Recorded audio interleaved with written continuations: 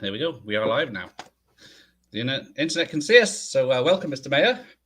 How are you? Fine. How are you? I'm fine. That's the pleasantries out of the way. We're both fine, Dimitri. Do you know what I'm referring to? It rings a bell, but I do tell. Well, you should rewatch Doctor Strangelove Ah, and see that Peter is true. Sellers on the phone with the Russian commissar. Of course, this is a friendly call, Dimitri. If it weren't friendly, probably wouldn't be getting it. It's about one of our generals. You see, he went just a little funny in the head, and well, Dimitri, he did a silly thing. Well, I'm trying to tell you, Dimitri, if you would turn down the music a little bit, um, he uh, he sent his bombers off on a mission to attack your country. I feel bad. Yes, I do feel bad. Of course, I'm sorry. Well, we're both sorry. You have to you have to rewatch Doctor I Strangelove. do. It's been a while, but I definitely need to Evidently, do that. Yeah. So you've done some acting yourself. It's the 40th anniversary of Mae West, but oh, you're going to dig up the dirt. no, I've just got in your book. You said you haven't seen the clip yet. No, Or I've never seen it. I was a bad actor. You hear about them in political news. Putin, you say yeah, Putin is a bad actor, but you very seldom meet them in the flesh. right. This is your big opportunity. So, will you ever watch the clip? Do you think, or I'll try not to. because it is available if you want to see it, so I'll leave it at that. I would be embarrassed. I must admit, I was never good at acting, so hence I don't do it. But one thing you are good at is writing and directing. Well, they let me. They gave you the keys, didn't they? Because was it the three Star Trek films you have? Oh, they're going funny. There you go. Three, and then they're the even numbered ones. So, what do you think of that? That the even numbered Well, ones are the better ones, and you happen to write all three of those. I'm not great at math, so the fact that they're even, um, I think we could safely characterize as coincidence. And my one of my favorite stories is about somebody who recommended a general to Napoleon and said, "This guy is a really good general." And Napoleon said, "I know he's good, but is he lucky?" And I think I fall into the lucky category. So yes, because we have your book here, Oh, good, and it's very entertaining. It spans a long time. good. Well, entertainment. That's what I do, or Yeah. that's what I So try. yeah, so you sort of fell into Star Trek more than went into Oh, was Star that? Trek. No, I didn't know anything about it. Because yeah, you after the disappointment for Paramount for the first film, you took it in a new direction. Well, let's put it this way. It it takes me a long time to understand anything, but when I do, I like to think I understand it as well as anyone. Hmm. When Star Trek came out in the late 1960s, and I watched things on TV, I never paid any attention to it. I think it's safe to say that I missed anything that was important about it. Blew right by me. I couldn't Right. get past the cheesy sets, the dopey costumes, the man with the pointy ears. It just was like I just kept channel surfing or doing whatever I was doing. I didn't understand its significance as having uh, an international cast, that it had a cross gender uh, people in positions of power, any of that stuff just blew right by me, let alone what those people were trying to accomplish as a group, as a team, as a crew. So, and then they showed me the first movie, and I still didn't quite get it. And I was still bothered by the way things looked. Now, I am not intending here, and have never intended, by the way, to criticize the Robert Wise film, because somebody had to go first. Yeah. Somebody had to go boldly, if you like, where nobody had gone. And so when I got involved with this, and I got involved because I kind of fell in love with Harv Bennett, the producer, when I was introduced to him, and this is a great guy. And he showed me a lot of the episodes, and we had a lot of conversation. I said, this reminds me of something that I really liked. And of course, knowing me, it took me a couple of weeks before I figured out what it was. But when I was 12, or around the same time I was gobbling up Sherlock Holmes, I was also gobbling up Captain Horatio Hornblower,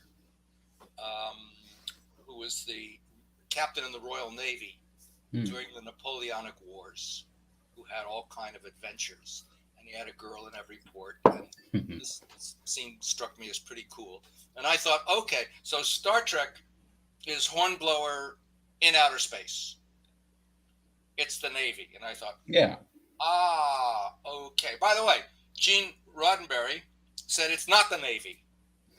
It's not a militaristic organization. It's the Coast Guard, is what he said. Oh, okay. And I said, well, for my purposes, that's a distinction without a difference, although for his purposes, it was very much a distinction.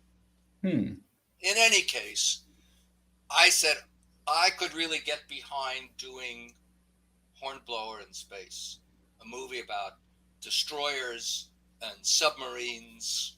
And later on, and when I say later on, I mean about 35 years later, I remembered another movie that had really influenced me. And I had, sometimes you're influenced by things and you don't remember or recognize or realize, even at the time, what an influence something is or someone is having on you.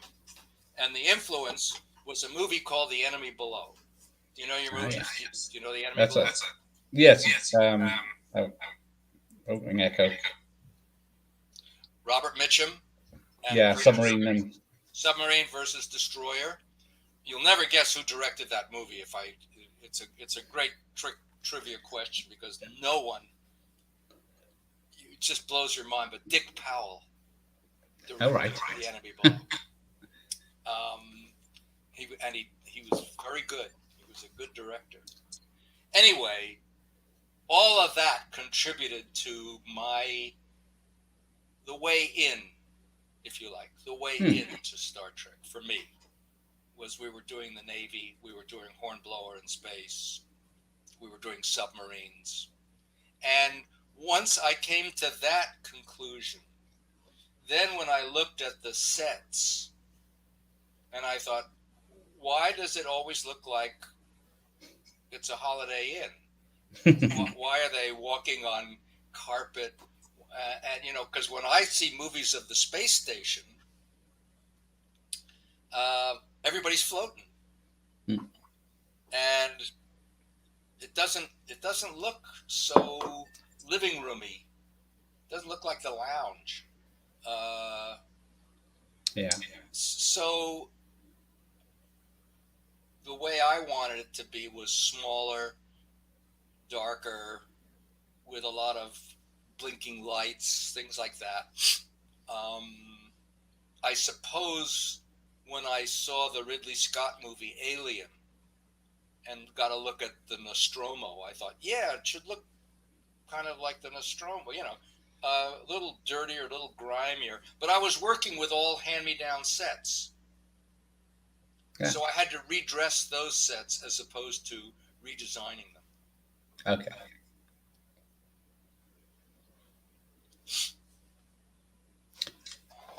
So, in your youth, you were backpacking across Europe. Guilty, yes. Yeah. Where did you visit? Well, when I was 18 and just out of high school, my backpacking was all over the British Isles.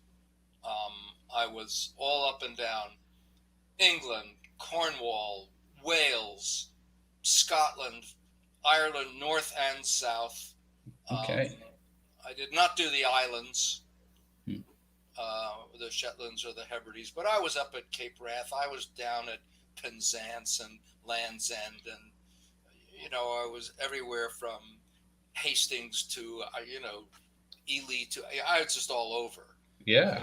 I did it for months, and I was all over Scotland. And the only place that I didn't get to at that time was Glasgow.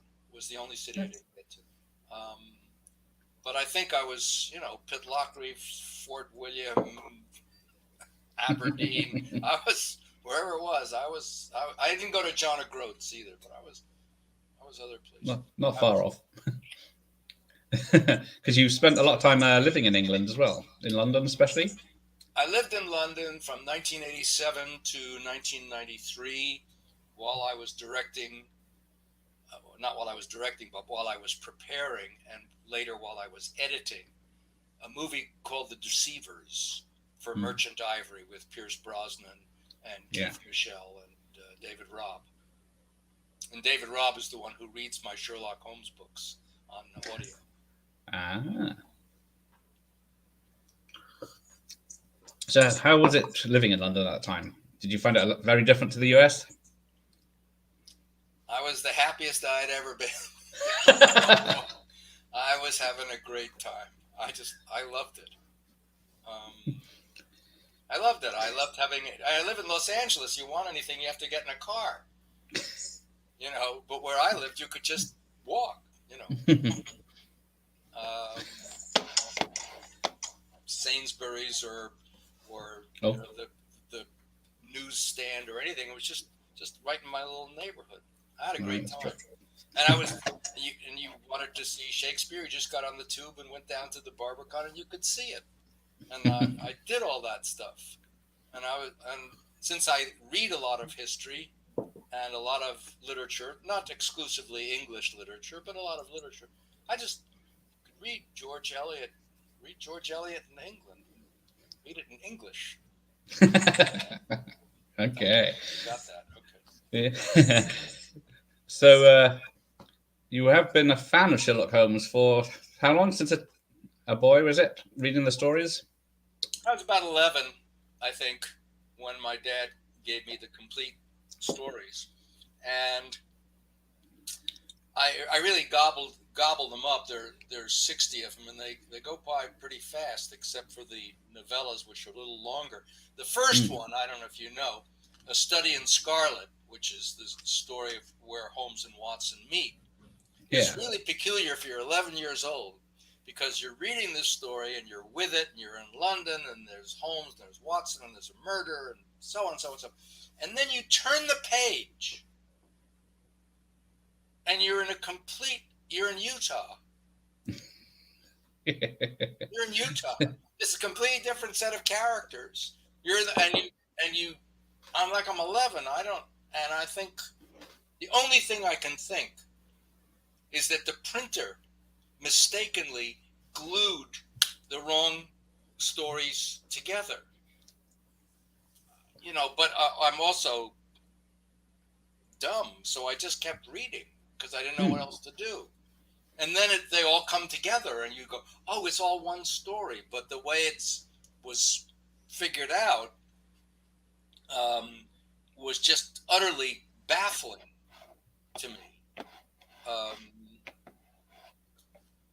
So anyway, I started reading those stories, and I guess you could say they left a lasting impression. Five and a half books later. Yes. Because first one was very successful back in 7% Solution. So it's the book first, and then you adapted it to the film. True. So how much did you have to cut out to get it to be a film length. Was it? Have you read the book? Unfortunately, I haven't.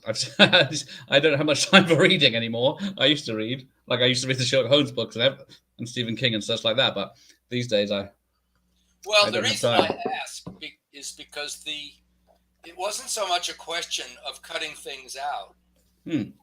as changing them entirely. I'll try to give you an example. If you take a mystery story that a lot of people have read, Hmm. and let's, in simplistic terms, if you've read the story, you know who done it, okay? And then you make it into a movie. The audience also knows who done it because they read the book. Hmm. So some part of what's appealing about the book, which is the mystery, Yeah. is no longer a mystery. So I thought here was my chance in turning it into a movie to wake up the audience, to say, don't relax, don't think you know where this is going, because you're wrong. And so it wasn't simply a matter of cutting things out, which of course you have to do if you're doing a novel, as opposed to a short story where you get to expand things in the movie. As it was really reconfiguring a lot of stuff, which is what I did.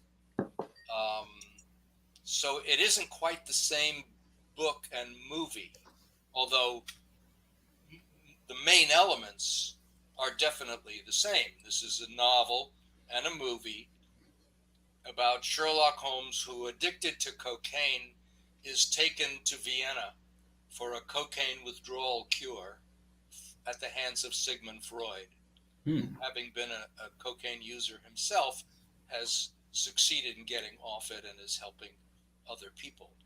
Freud never officially disavowed cocaine, which I think he used to deal with his depression. But he did go off it, and he stayed off it because a friend of his died from it. And anyway, so Holmes is sort of tricked by Watson into going to Vienna, and the two of them, Freud and Holmes, wind up collaborating on a mystery involving one of Freud's patients. And in the course of this, of attacking this mystery, Freud's gift to Holmes, if you like, is to get him off cocaine. And Holmes's gift to Freud is to introduce him to deductive reasoning, and which leads him eventually to psychoanalysis. Right. So it's like, sort of like detective work. My father, growing up in New York, was a psychoanalyst. And when I read the Sherlock Holmes stories, I realized that in dinner table conversations with my dad, the way he talked about his work, and he never identified, any patient by name, but he would say, what do you think of a man or a person who always shows up 5 minutes late? And, when the kids around the table would say, well, maybe he doesn't have a watch, or maybe he doesn't want to be there, or maybe he wants to tell you that he doesn't want to be there, and so forth. And so Holmes was very familiar. I said, oh, this guy reminds me of my dad. And my dad reminds me of him. And then I found myself wondering, what did Sigmund Freud and Arthur Conan Doyle know about each other? Well, one thing we know is that Sigmund Freud loved Sherlock Holmes stories. They were his bedside reading. He liked that a lot.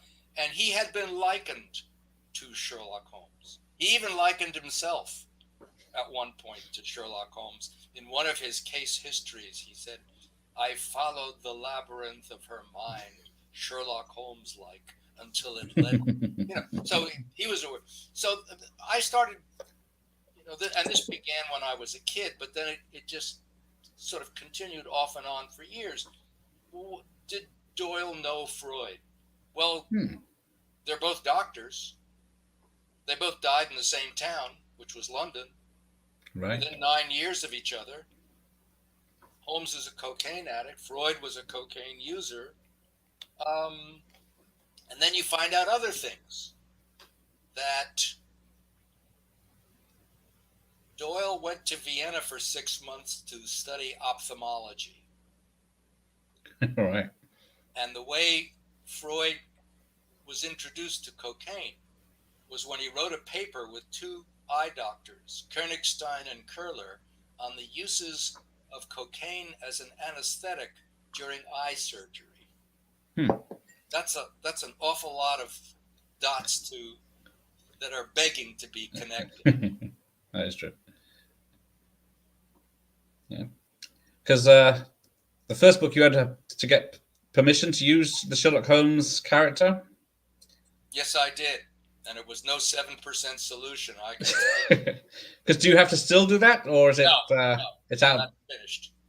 Okay. I was gonna say, but what about using Sigmund Freud, who was a real person, in your book? How does What that can you cause do about something? I guess nothing. No one from his family complained or said they didn't like the way he was portrayed. It doesn't matter. I would hope, by the way, that I didn't dishonor him because No. I think he's a most interesting guy. Freud excites a lot of passions in people who, many of whom are very eager to say, well, his theories were all wrong about this and that and the other. And I had this conversation with my dad once, and he said, you have to understand that Sigmund Freud's claim to genius, and he has a claim, has nothing to do with any theory that he ever came up with. They could all be wrong. It wouldn't matter. And I said, well, wait a minute. How does that work? How can all his theories be wrong and the guy turns out to be a genius? And my dad said, because Sigmund Freud, the real comparison is Columbus. Sigmund Freud is the first non-artist to set foot on a hitherto unknown, unexplored, uncharted continent called the land of the unconscious. And if his maps of that land should subsequently prove to be in error, does anybody remember or care that Columbus thought he was in India? You understand the comparison? Yeah. The fact that Columbus discovered anything that no one had discovered, maybe the Vikings discovered, same idea. It doesn't matter. He was first. And again, the qualifier is non-artist. Because as Freud said, psychoanalysis must throw up its hands in the face of art. What the artist knows by intuition, what Shakespeare knows. Shakespeare knew everything. He knew it first, he said it first, and he said it best. Yeah. There isn't a thought you've had that he didn't have before you and say it better. And that includes what we would now call the unconscious. Yeah. But you could argue, and I think that that's the argument my dad was making, that Freud, as a non-artist, was the first person to stumble on this place inside one's head where mysterious things go on of which we are not consciously aware. The land of the unconscious. Now, I've got a question from Matt V Movies. That's going to upset you a little bit. Who's your favorite actor to play the role of Sherlock Holmes? And his is Basil Rathbone, for which you, yes, a little bit of a hand of the Baskervilles with Rathbone. You are not a fan of Mr. Rathbone's portrayal. Well, let me defend myself slightly. I think Basil Rathbone would have been a great Sherlock Holmes had he ever had the chance.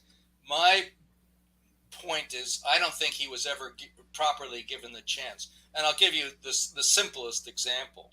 This idea of Watson as a buffoon makes no sense to me. Why does a genius hang out with a jerk? I don't understand the relationship. And I don't understand. And when I read Doyle, and I am a Doyle purist. I almost have never seen a Sherlock Holmes movie that I've ever liked. I like the 7% Solution, yes, and I love Nicole Williamson. But I am not. I'm more crazy about. Have you got a mouse loose on the flight deck? I think it's my son. He's crying. So, Put him in the can you escape excuse pod. me? Sure, sure. Yeah, can you excuse me? You just carry on. I'll be right back. Sorry about this. Oh, what's the matter? Where's mommy? Anyway, I don't know if anybody's listening, but I'll just continue soliloquizing. I like my Doyle pretty much on the page. I like imagining Holmes. And again, as I say, if you're shackled with Nigel, Come say hello. Come say hello. Yeah. My wife just had to nip to her mother's, and he doesn't want to be alone. oh, you should stay with us. Do you want to stay here a minute? Yeah. All right, you sit on my lap, and then I'll ask some questions. Anyway, that was my whole. That was at least right. enough of my spiel. There are a lot of people who've played Holmes. My God, there are more Holmes movies than there are anything else. Yeah. But I think it's very hard to capture in their entirety what that relationship is, what the voice of Watson, who is, after all, in most cases, the narrator of Sherlock Holmes, these adventures. And Nigel Bruce, that just doesn't track for me at all. I liked an English actor named Ronald Howard. Okay. And I liked H. Marion Crawford as Watson in a British television series, which I liked. Okay. I liked Peter Cushing as Holmes. Oh yeah. Hound of the Baskervilles. I like Jeremy Brett, of course. I love Mike Caine in Without a Clue. I was hoping you'd seen that because I do enjoy that one. Oh, and I just love it. Where Sherlock Holmes and Watson is the smart one. Dr. Watson, crime doctor. Maury Bloodiarty. But I understand you nearly, young Sherlock Holmes, you might have had if you'd have liked the thought of it, you might have directed it. I was offered, I don't remember if I was offered to write it, but I guess I was offered to direct it. And I said, what is it about? And the producer said, it's about how Holmes and Watson first met at school.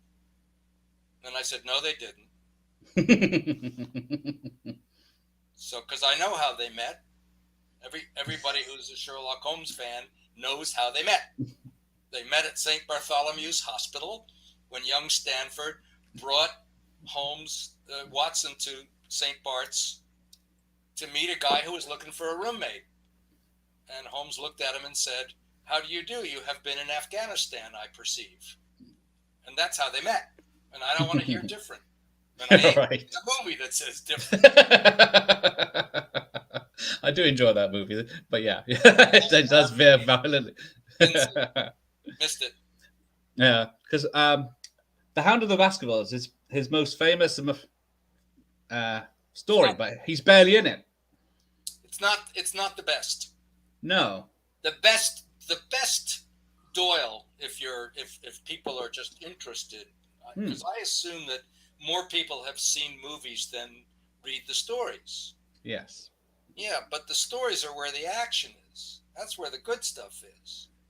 The Devil's Foot, Silver Blaze, Speckled Band, the Red-Headed League, Red Circle, the Yellow Face, the Bruce Partinson Plans, the Greek Interpreter, the Naval Treaty. These are the great stories. The movies make hash of it. Yeah. Well, that leads me to a crossover question with Data portraying Sherlock Holmes on Star Trek. How does that? No, you never saw the Next Generation ones. Yeah, he plays it a lot like Rathbone. So.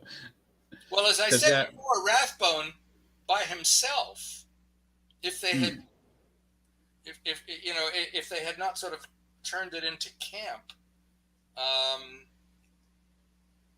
I think he had all the physical qualities that were probably right. Here's another thing to think about. When you look at actors on the screen, there are actors where you can see the wheels going round, where you can see them thinking. And then there are actors that really don't let you in. When you look at, I'll just, take a classic example, somebody like Gary Cooper or Cary Grant, you can see these people thinking. You can see them feeling. It's in their face what's going on. And then there are other actors that you can't see what's going on. I would think that an actor who plays Sherlock Holmes, it's very important to be able to see those wheels going round. Right. And I might hazard a guess that with Basil Rathbone, I don't see it.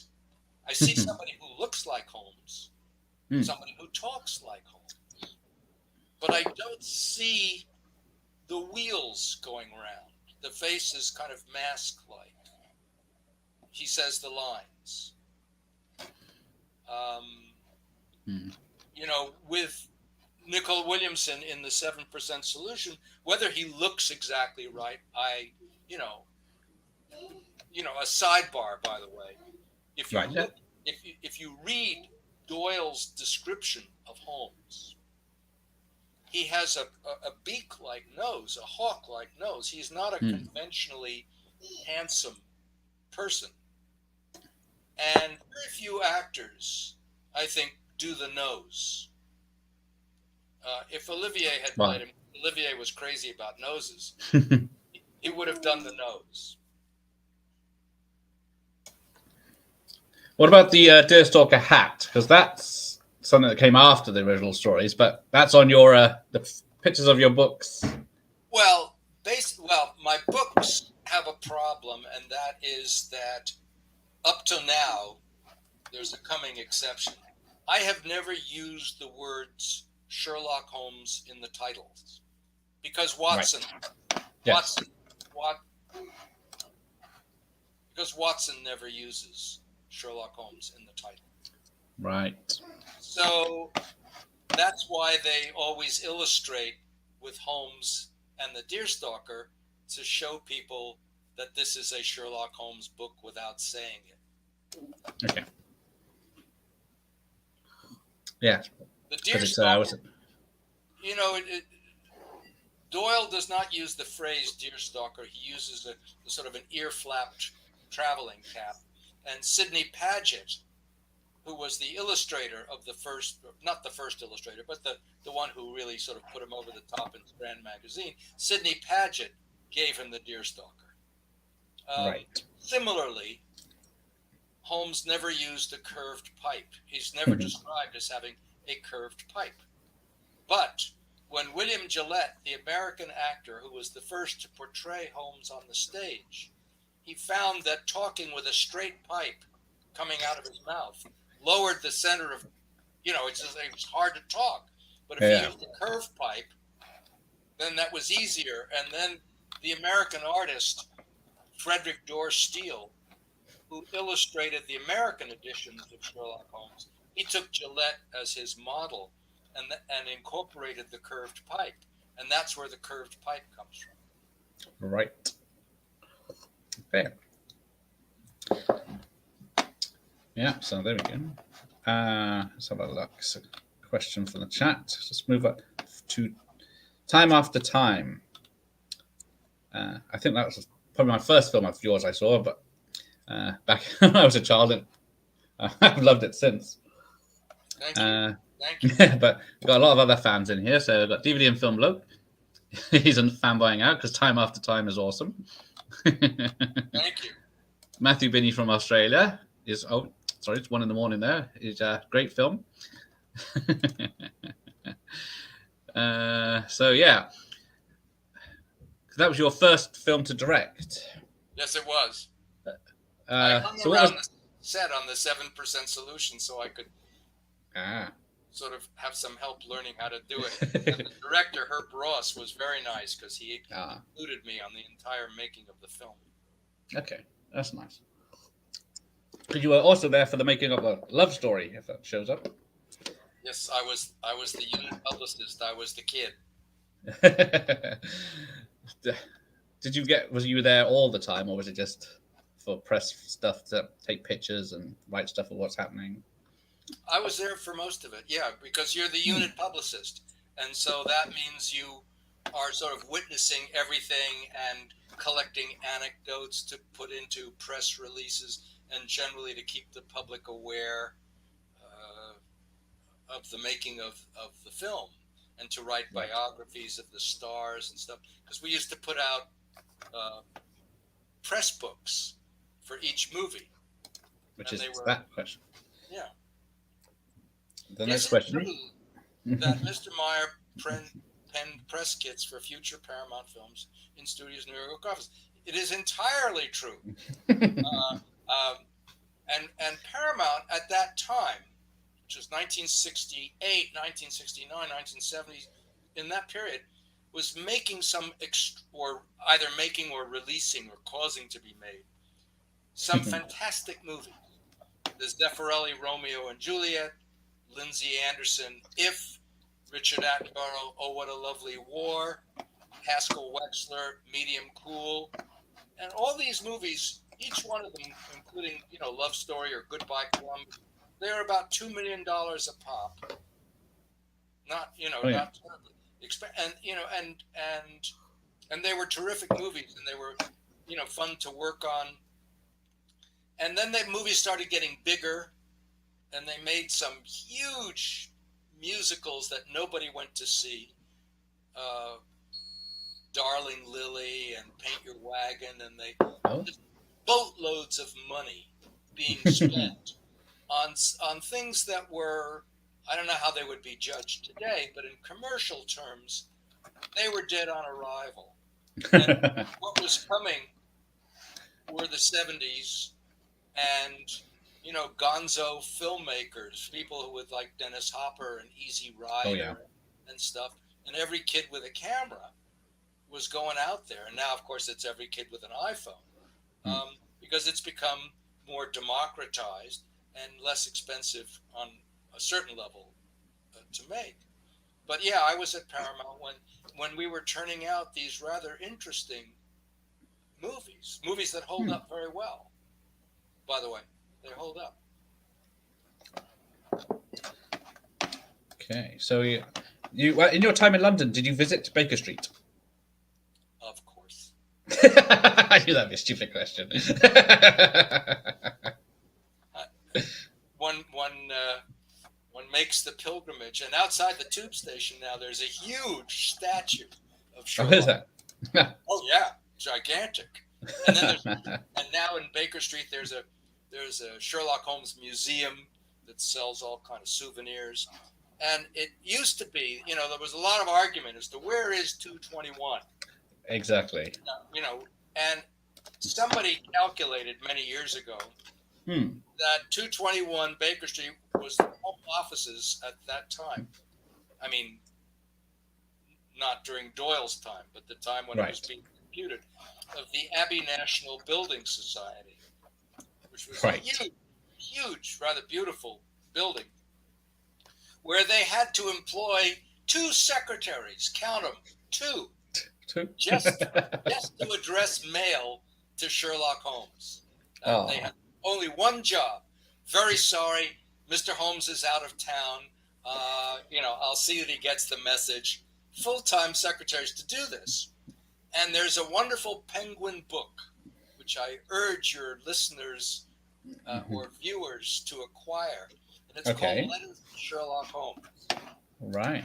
And somebody, I think it was a man named Richard Lancellin Green, I think was his name, who, by the way, died under rather curious circumstances. He edited these letters to Sherlock Holmes, and you will not believe what you are reading. It's just amazing, from all around the world. I will put the link in the chat so people can look it up. There we go. So yeah, there's no. Oh, I see you are now in Baker Street lodgings. Yes, might as well go back in bed. That's very persuasive. Wouldn't I? Yeah, because when you go to visit in London, you look going down the house numbers on Baker Street, and of course the museum or whatever they've got now. In London? Are you in London? No, I'm in a couple of hours from London, but I've been there a few times. So Weston-super-Mare. Oh, I know where you are. Okay. By Bristol. So, but yeah, I've been to Holmes a few times. Yeah, but yeah, the first time I went, I thought, hang on, there's not enough numbers here. Well, you have to understand that when Doyle created Baker Street was not as long as it subsequently became. So he was literally inventing an address that the street wasn't long enough to contain. Right. So, do you think there could be a story where someone been writing letters to Sherlock Holmes and someone's been reading them, and then there's like murders in them and possible cases this person could pretend to be Sherlock Holmes? And I think that's your next book. I'm copyrighting that before you do it. So, right. So, joining us at the moment is a Star Trek fan, Matt V Movies, who's got a couple of questions, if that's all right. Fire away, Gridley. There he is. Hi, Matt. Hi there. Hello. How are you? I'm all right. Yeah. Good to meet you both. Yeah. So, yeah, I've got a couple of questions. The first one is sort of really about, if you had the opportunity to direct another Star Trek film, would that be of interest to you? It depends what it's about. Okay. Is the short answer. I was offered, for example, to direct Star Trek 3 at the time. Okay. And I said, "What's that about?" And they said, "Well, it's about Spock comes back to life." And I said, "Resurrection. Resurrection? You don't know how to do resurrection." I am working now with Paramount on a forthcoming podcast series that I'm going to adapt from a bunch of Star Trek scripts that I wrote about, 8 years ago. And it's called Star Trek Con CD Alpha 5. And it's going to be a bunch of radio plays about Khan during the 15 years that he was marooned on CD Alpha 5. And I really liked those scripts, and I expect that the radio play is going to be pretty gratifying. If I have anything to say about it. So have you directed, or would you like to direct any other science fiction films? Does that genre interest you? I'm not interested in genres. I'm interested in stories. And we're to paraphrase Polonius, I don't care if it's comical, tragical, pastoral, historical, comical, tragic. Doesn't matter. I just want it to be a good story. And somebody said, "Well, what's your definition of a good story?" And I said, "My definition is that once you've heard my story, you understand why I wanted to tell it." Yeah, makes sense. Yeah. So I've never cared whether it was historical or comical or science fiction or set in the future, set in the past, set in the present, set in a laundromat. I don't care. Yeah, that's great. Wanna... When you worked on Star Trek 2, were you given quite a free rein, or was Gene Roddenberry quite insistent that he wanted a particular vision, route that you had to follow, or were you given quite sort of a good license to sort of do what you wanted? Let me preface my answer by admitting that my memory is very good, but it is not perfect. And I found this out the hard way, because people used to ask me, what was your interaction with Gene Roddenberry on, well, I had two. One was on 2 and the other was on 6. And I said, well, on 2, he didn't have anything to do with the making of the movie. He got a credit, but because many of the problems that the first movie had, and I'm not the one to criticize, but the budget overruns and the script, whatever those things were, they were to some extent, he was the guy in charge, so he had to take the heat. And the result was that he was, in effect, said, you can get a credit on this. Of course, you'll get a credit. You created this thing, but you're not going to have anything to do with the making of the movie. My recollection is that I went to meet him, to shake his hand, to whatever, and I didn't recollect anything else. Then I went back to the University of Iowa, which is my alma mater, and they showed me a Star Trek exhibition at the library where my papers are kept. And there I was absolutely confounded to be confronted by a lengthy, rather toxic correspondence between me and Gene Roddenberry over the script, which he hated. Oh, wow. And I could read that my memory had been imperfect. I had really blocked this whole thing about how much he didn't like it. He didn't like 6 either, by the way. Except that, and he saw it very shortly before he died, about 3 days. And he in both cases, I think a lot of his objections, once he saw the movie, he said, oh, this kind of plays better than I thought it would, or something. But I remember that in one of his in this memoranda, which I've since been confronted with, he objected to Kirk shooting the CD Alpha eel when it comes out of Chekhov's ear, saying, as a scientist, he would never do that. Well, to anyway, protect everyone, I would shoot. Yeah, shoot that fucker. Yeah. I wasn't going to mention it, but it's giving me issues with my ears, that scene.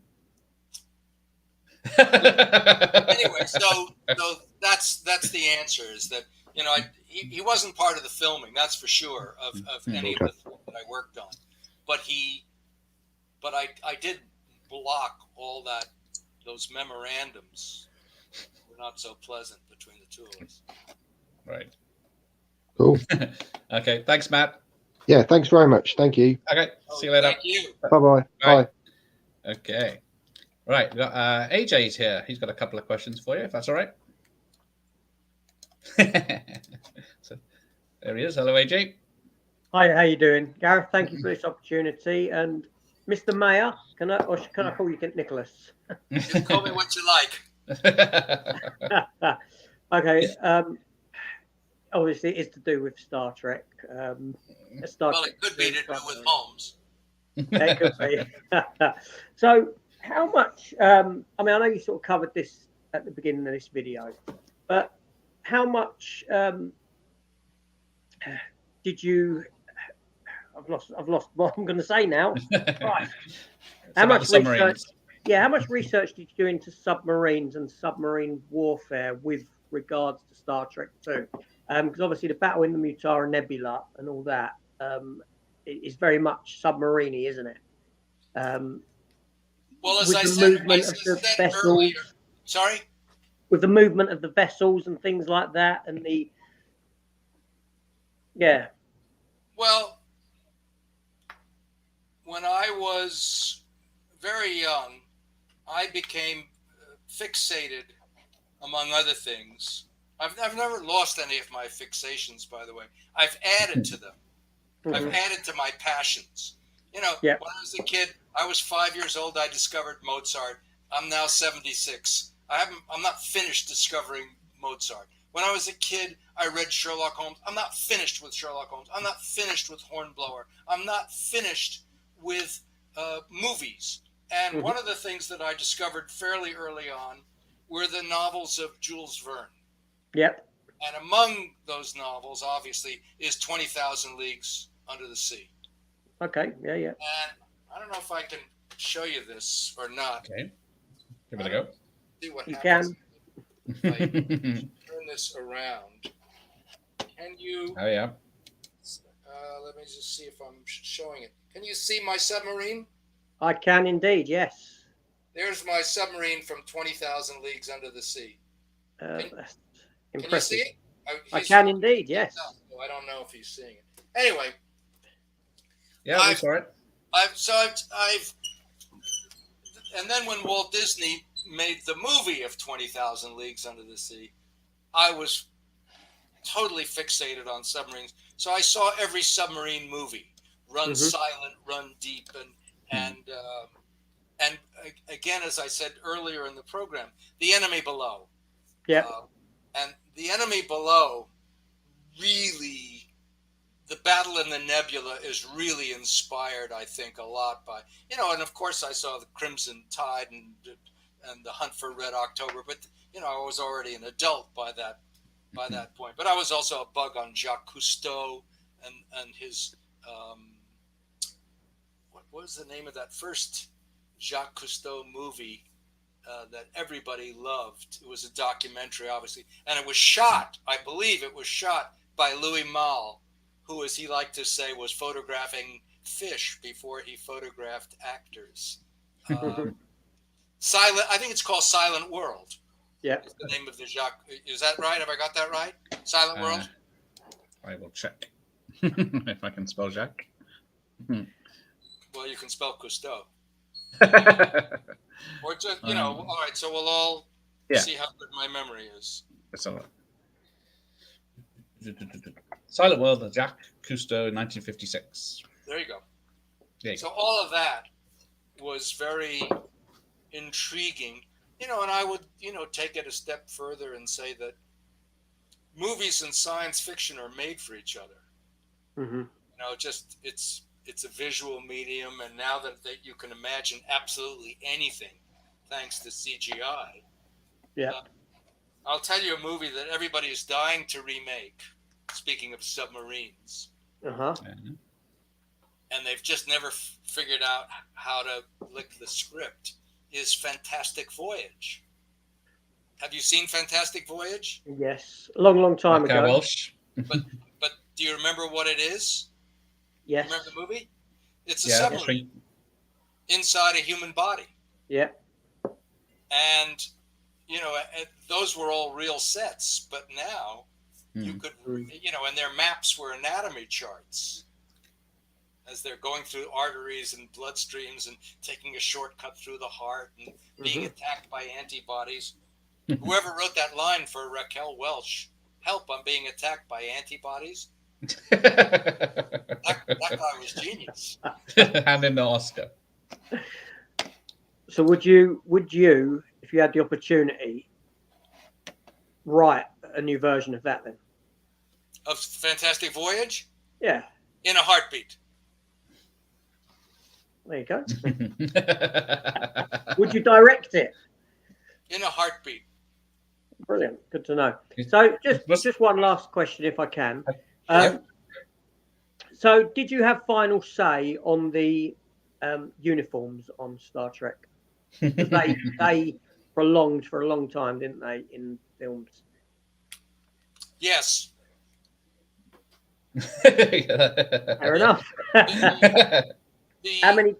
The answer to some of these questions is that on the Star Trek movies, particularly 2 and 6, which I directed, the studio was so preoccupied with other things that they were not in a position to, they didn't have enough time to bother me. Okay, The only time that I ran into studio issues was when I showed the first cut of the movie to the studio, and they requested certain changes. They requested some reshoots to change a plot point, which we did. Yeah. And they, they had to sort of pee on it, sort of mark their territory with it by saying, well, we don't like, this line or something. So I lost some battles that obviously were not consequential enough to interfere with the film's success. And maybe the studio could argue that they made the film successful, these little nicks and trims. But once the movie was finished, Yep. we were doing the television version and the foreign version, whatever. Then I got to put all that stuff back that I wanted. So and then they call it the director's cut and get your money again. Yeah. So, there were a couple of things I lost they put back. But otherwise, they left me alone. And then we never had, to my recollection, any conversation about the uniforms. Okay. How many designs did you go through before you finalised on that? What we got? Oh, I think I'd be bullshitting if I told you I remembered how many designs. I just said I don't want them to look like they're in pajamas, which Yes. what I thought was, and I kept saying it's got to be the Navy, and somewhere that tunic that Kirk wears was, I think, somewhere inspired by what Johnny Ringo wears in Stagecoach, if you remember Stagecoach.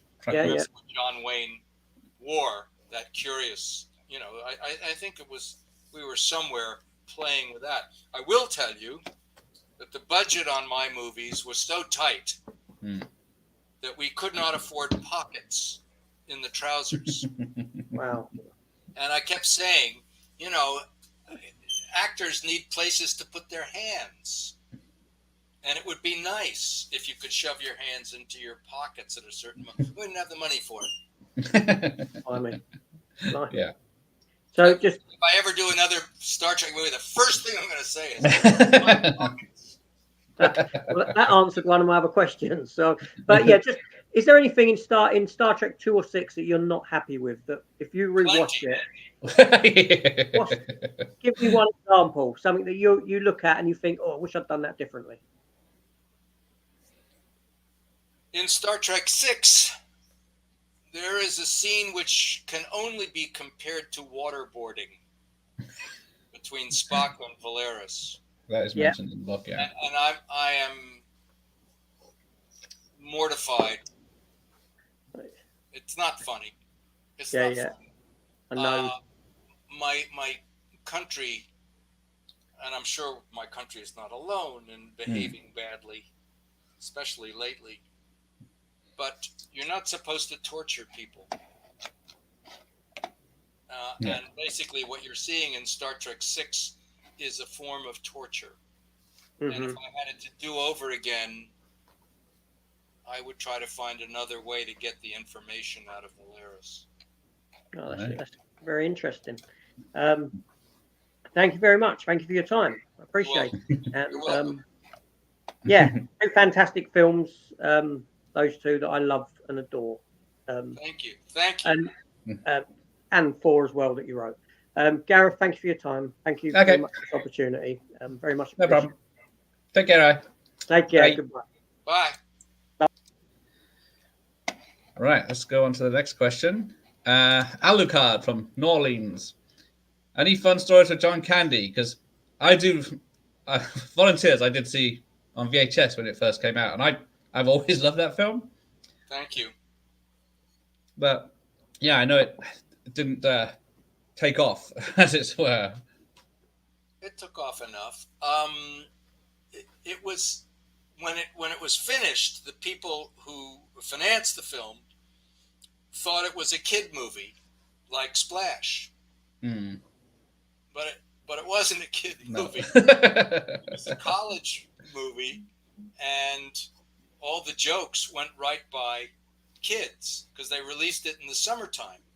And I thought, well, it really should be released in the fall where it would, play on college campuses and so forth. Yeah. I'll tell you one John Candy story, which was that in the opening scene, which is on an airplane where John Candy first meets the Tom Hanks character, Tom Tuttle from Tacoma. Tacoma. The third.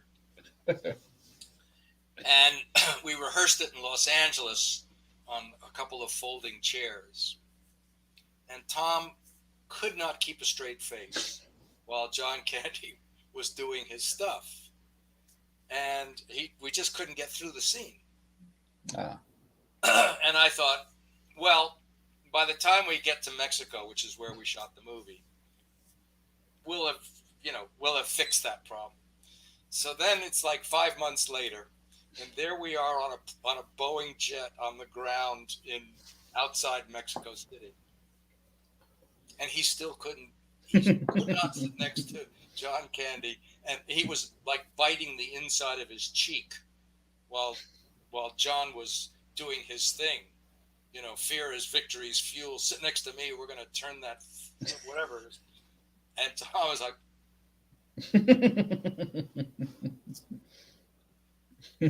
so yes, that's my John Candy story. Yeah, because Tom Hanks is doing sort of his impression of the actor that plays his father in the film throughout, isn't he? He's doing George Plimpton. That's it. How people talk in movies, how they speak, is at least as important to me as whether they are convincing as what they're saying. I'm very concerned with accents and voices and stuff. And in Volunteers, Tom is supposed to be a New England blue blood character. Yeah. And when you listen to these people, and I suppose the Kennedys don't fall into, they're not really what the Bostonian Brahmins would call blue bloods because they're Irish Catholic, but they've so assimilated into that Bostonian Protestant lockjawed New England thing that I thought, yeah, you really have to master that crazy, because that's who he's supposed to be. And I said, you should sound like George Plimpton. And I said, wait a minute, we'll get George Plimpton to play your dad. And then you can just copy. It worked out pretty well. Yep, and Tom met his wife there as well, so that's a bonus for him. Yeah, that's and Malcolm McDowell met Mary Steenburgen on Time After Time. He said, "My leading lady, tell me about her. You'll love her." Yeah. Because someone brought up a question that was about both of those things. Where is it? Yeah. Because Back to the Future 3, I don't know, have you seen Back to the Future 3? Don't the one set in the West. It's in the Western, but Mary Steenburgen's in it, so it's a time travel where someone travels back in time, and Mary Steenburgen's in the Old West, and then he brings her into the future. So somebody said that Back to the Future was Time After Time with the smart parts taken out. Oh, right.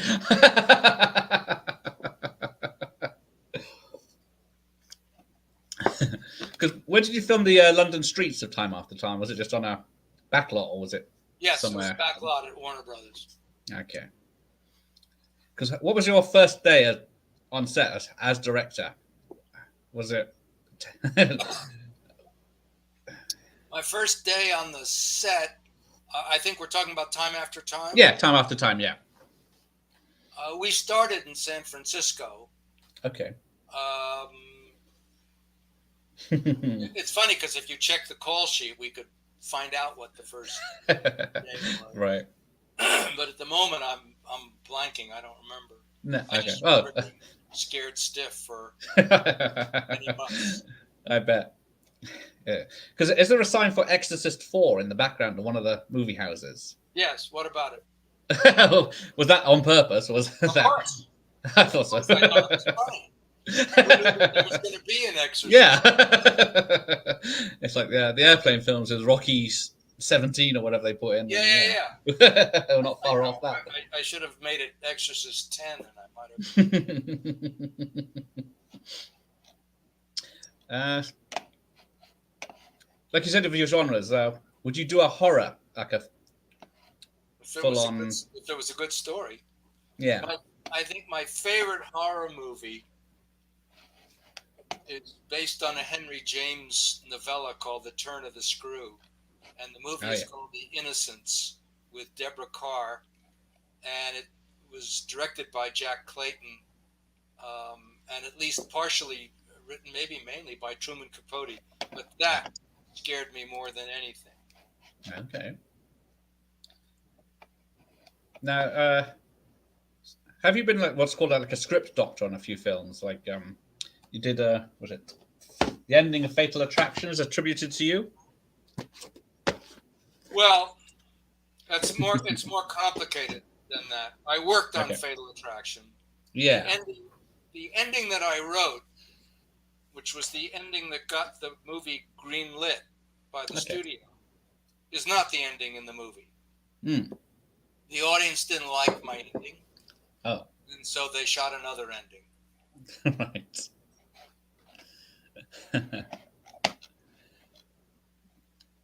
So, what's the other one? Yeah, so you worked on Prince of Egypt, I understand Yes, that. I did. Yes, I did. Your versions or additions, some were kept out because they were too controversial for a kids' film, really? Or is it just... Well, I don't know why. Well, basically what happened was when I was asked to work on it, I thought, maybe I should read the book.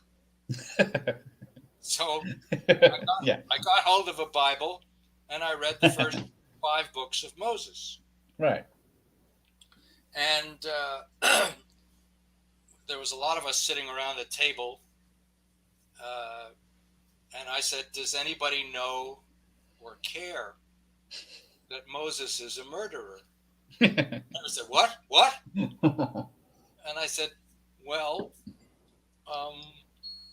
yeah, he, someone said, well, who does he murder? And I said, he murders an Egyptian overseer. And there was a tick of silence, and someone said, because I was saying, this is great. You have a flawed hero. You have a hero with a a defect, something to make up for. You can lay the.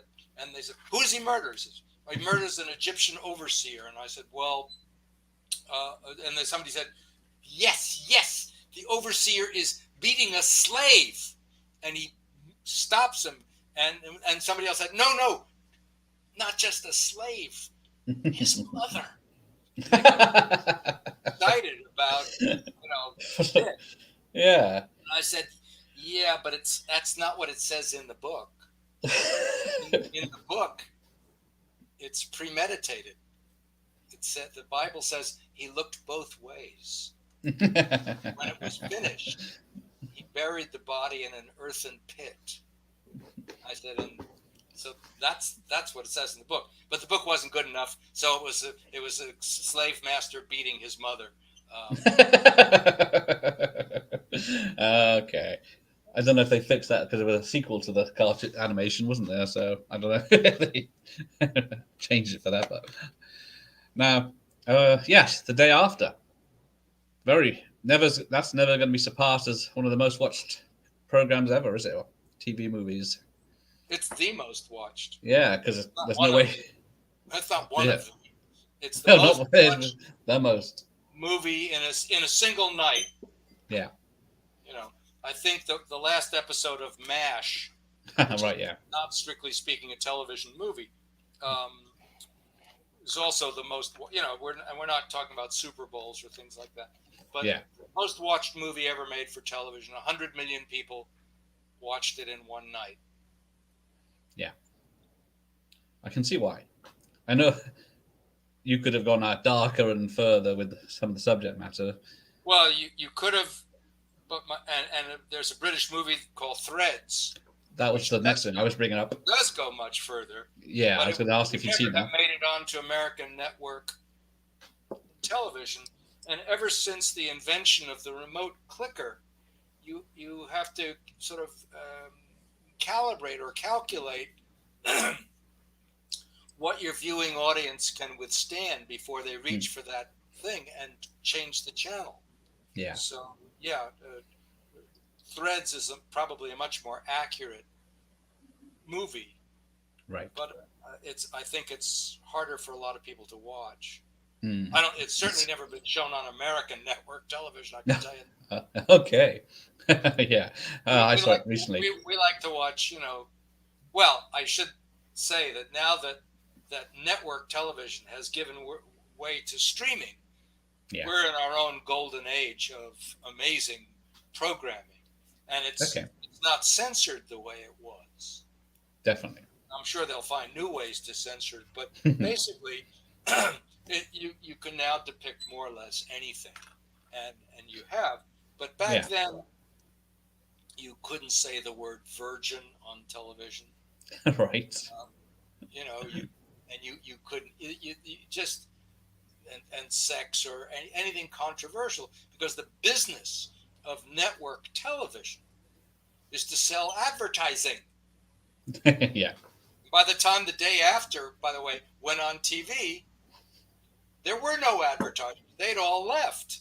Except for 2 or something at the beginning. Is it Commodore, wasn't it? Commodore computers and Orville Redenbacher popcorn.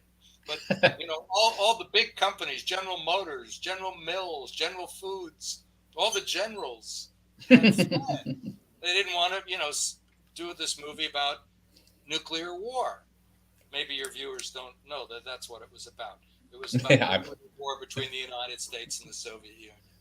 Yeah, because more people had an issue with who started it than in this TV series than the actual what happened.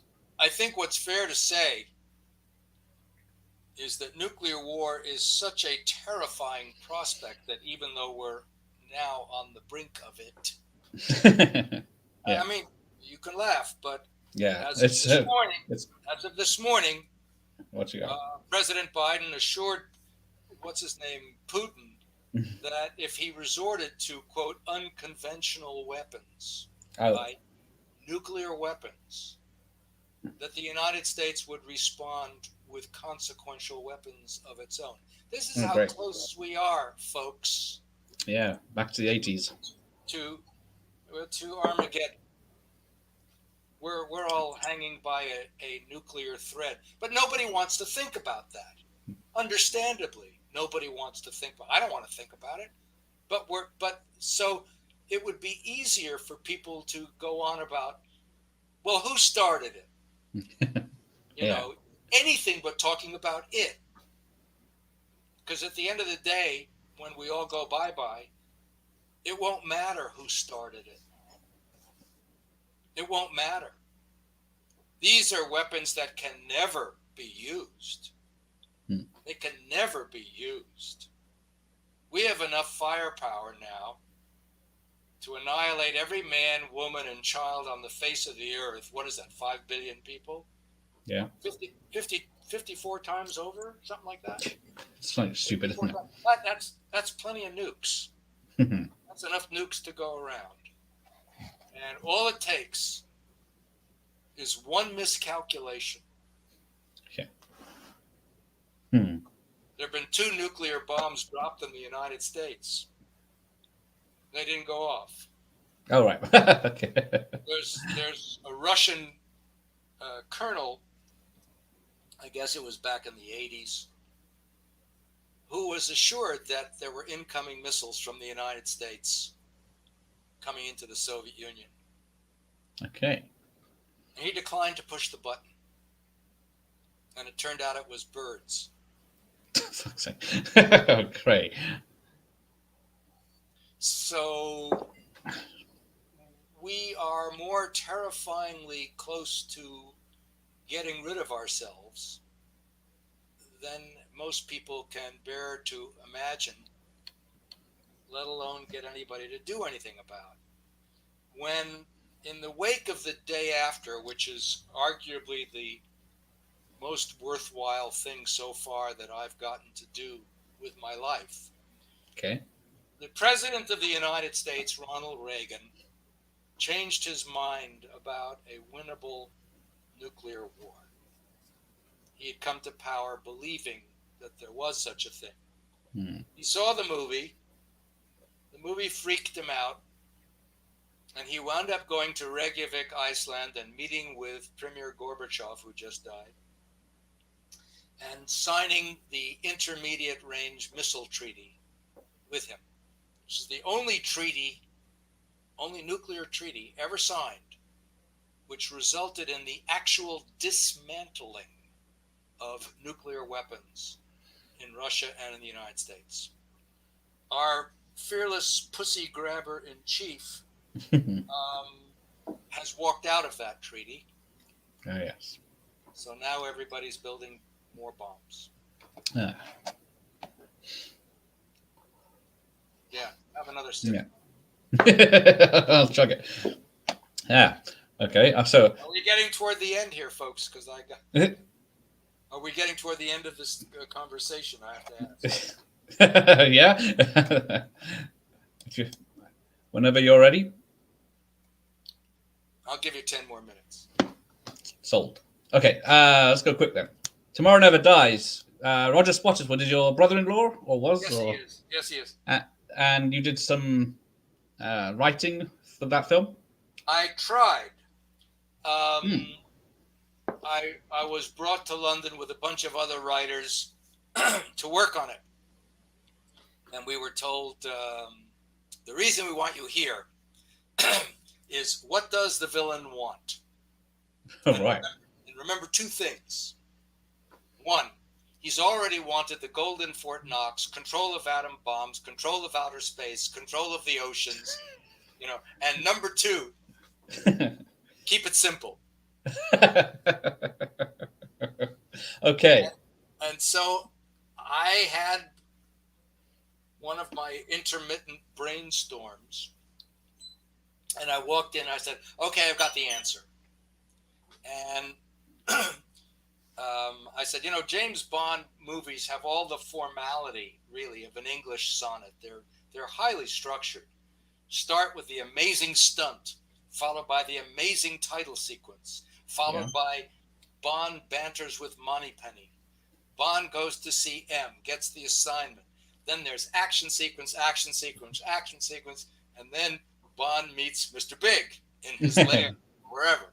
And Mr. Big says, it's not about the money, Mr. Bond, it's about the... And you fill in the blank. So I say, imagine now that all that has happened.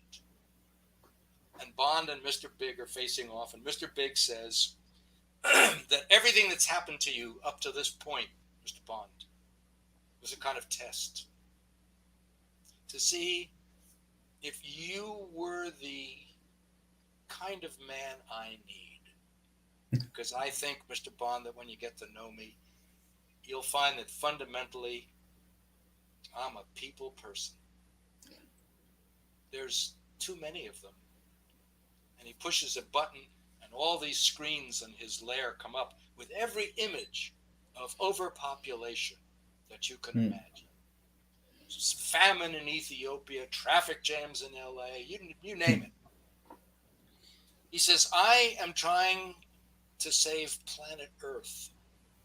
I'm willing to bite the bullet on a subject that no politician will even go near. Even lemmings, Mr. Bond, even lemmings know what to do when they grow too numerous. Will you help me save planet Earth? We've got to cull the herd. We've got to thin the population. 007, that's some kind of license, isn't it? Tell me, how much game are you allowed to bag with your license? You help me save planet Earth. And Bond says, yes, I understand, I will. And if people listening to this pitch are going like this, I bet. It's amazing. don't worry, he's not going to really help him. And people who haven't figured that out will be surprised, and the people who have figured it out will be hugging themselves going, I knew it, so you can't lose. I said, but for once, Bond will really have to be on his game, because the fact of the matter is that this bad guy happens to be right. Yeah. He happens to be right. So I walked out of that meeting thinking I had totally aced it. Next day I came back the next day. It was gone. Oh. It was gone. And I said, but, you know, it was simple. It wasn't about the nukes. It wasn't Fort Knox. You know, they said, too real. You can't win. Well, I'd still like to see it. All right. What about your experience as producer on Collateral Damage? I didn't produce anything.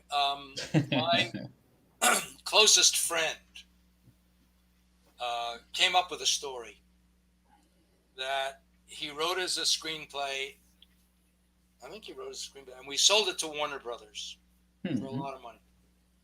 And it was about a high school computer science teacher in New Jersey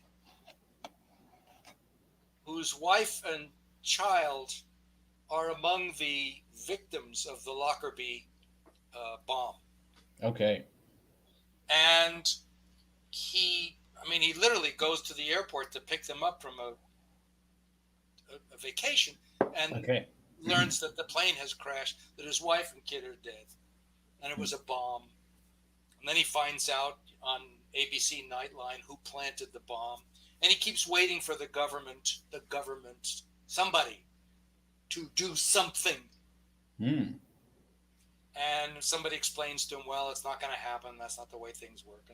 So the movie is about how this mild-mannered high school teacher turns himself into an assassin with some help. Okay.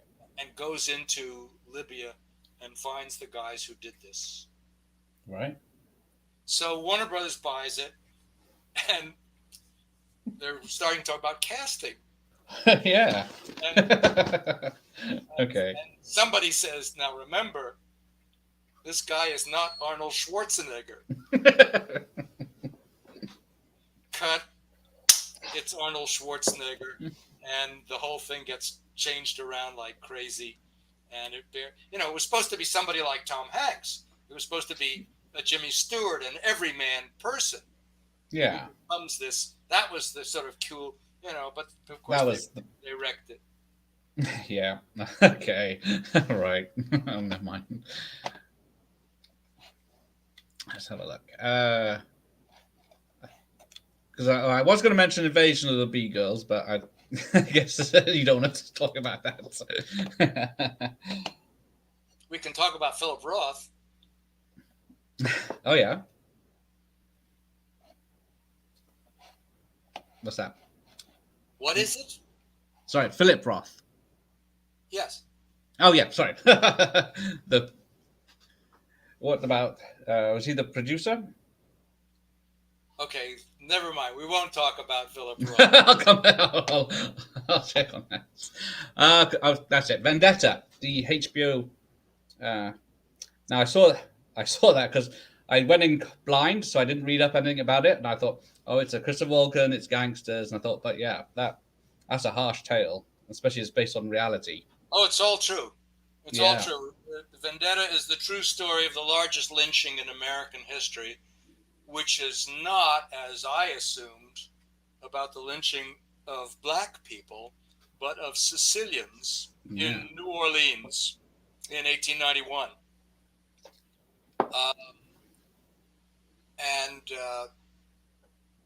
It's a dreadful story of a very dark episode in our history. These were innocent people, and they had also been put on trial, and the trial ended. They were not convicted, and many of them. I mean, it was all a very stupid story of race prejudice and who was going to control the New Orleans docks, and who somebody shot down the New Orleans chief of police, David Hennessy, on his way home from work. But they never found out who did it. But another cop allegedly found him before he was dying and said, did you see who did it, Dave? And allegedly, this dying man said Dagos, meaning Italians, or WAPs, which stood for without papers. And that was all the mayor, whose name, by the way, was Joe Shakespeare. That was all Mayor Shakespeare needed, was to round up 400 Italians, really Sicilians, who were basically hardworking, law-abiding people,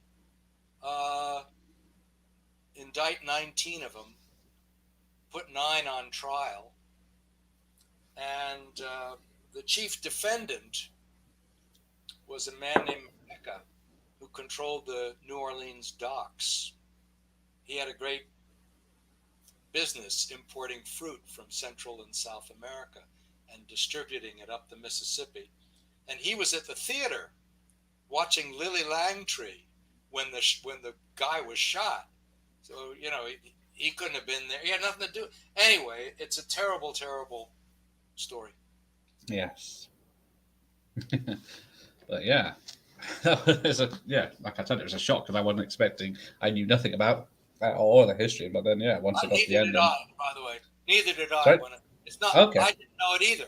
It's not common knowledge. It is not common knowledge that the New York Times endorsed the lynching, said that the mob had done the jury's work for them, that President Theodore Roosevelt thought it was a jolly good thing. Yeah. It's really appalling. We're almost out of time here. No problem. Well, just check out Mr. Meyer's book and his latest one, The Return of the Pharaoh, which is on Amazon. Same with this. So it's what's it? The 5th Sherlock Holmes book you've done. Yes, and another one sort of on my desk. Okay. I do highly recommend that you find out who Philip Roth is. I'm gonna go. I will have a look. You do that. Take care. I shall do. Thank you. Thanks again. Thanks for everyone for joining. It's a pleasure. It's been great fun. Thank you. All right. You take care now. You too. I shall end this. So everyone, thanks for joining us in the chat. See you next time.